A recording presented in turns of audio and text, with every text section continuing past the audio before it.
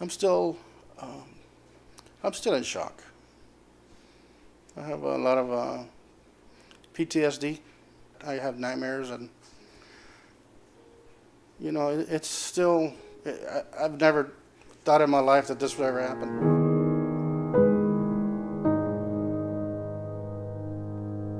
You couldn't get nowhere near the streets. They had all the roads. You couldn't go around back roads. You couldn't go down 290, come around to 21 or anything, because everything was all blocked off.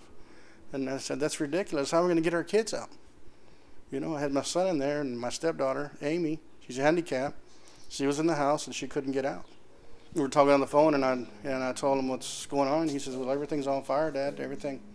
He says, I see there's fire burning on both sides of the street, and everything's on fire. And he says, I think we're going to die.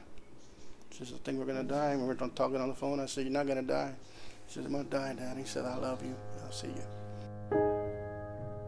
Just when he told me that, somebody pulls out of their driveway, and they jumped in the vehicle, and as they were passing by our house, they saw the house was on fire, and the RV and everything was on fire. And once they got to the shelter, they treated them inside, and Amy, the handicap, had first, second, and third degree burns on her arms and legs, and my son had a burn on his elbow and on his hand, but that was it. But they got it. It was pretty frightening for them. I didn't know how to feel. You know, I was just I was helpless. I couldn't do anything. You know, I wanted to do something, but I couldn't. They wouldn't let me leave. They wouldn't let me in the neighborhood. How was I supposed to? You know, I was really worried. There really was. And, you know, I don't know what I would have done without him. You know, it was going to be very, I don't know how I would have lived if I would have lost him. But later that night, I took him home. And on the way home, he told me, Dad, I just saw your whole house just burn. Everything, your house, your RV, everything.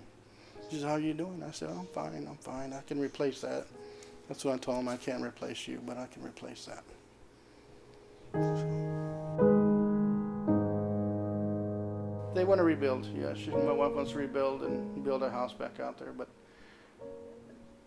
just driving through there and seeing all those trees knocked down and burned, and no houses there. Some of the houses that were made of brick, the bricks are still standing there, but the houses aren't. You know, it's just like everything's gone. It's gonna be a bad feeling just driving through there. It's just not gonna be the same. I don't know. I told her, let's just go somewhere else, you know.